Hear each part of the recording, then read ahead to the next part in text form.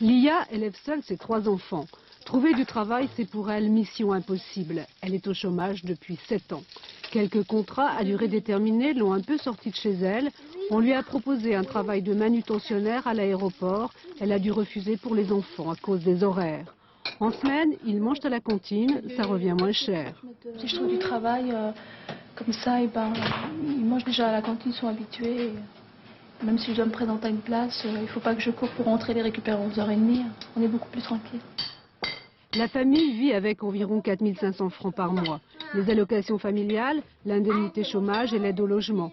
Pas de pension alimentaire, mais le père des filles rembourse le crédit à la consommation qu'ils avaient pris ensemble pour s'installer. Lia fait le maximum pour ses enfants. Quand on a 3 enfants, si on va travailler et qu'il faut en plus payer quelqu'un pour les faire garder, ça revient énormément cher. C'est pas possible, avec 3 enfants, c'est pas possible. Donc c'est pas un choix pour vous de rester au foyer? Non, c'est pas un choix. C'est pas un choix parce qu'arrivé à un moment donné, moralement, nous les femmes, je pense qu'on a besoin d'autre chose que de rester à la maison. Parce qu'on est quand même coupé du monde et puis on est toujours avec les enfants. Donc être enfermé à la maison constamment, c'est pas...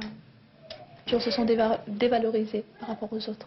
Élodie, est-ce que tu préférerais que ta maman travaille? Oui. Pourquoi?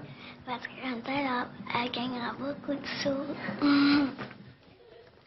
L'aîné Michael a 12 ans. Il est moins souvent à la maison. Le collège, le sport, les copains.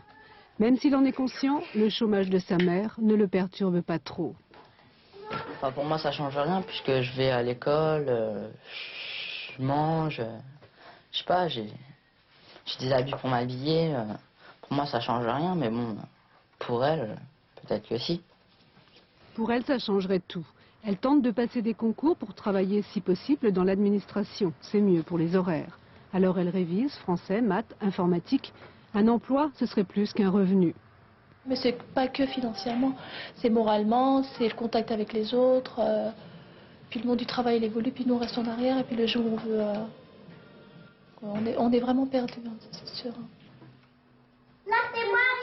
Sa vie tourne autour de ses enfants, exclusivement autour d'eux, mais depuis trop longtemps.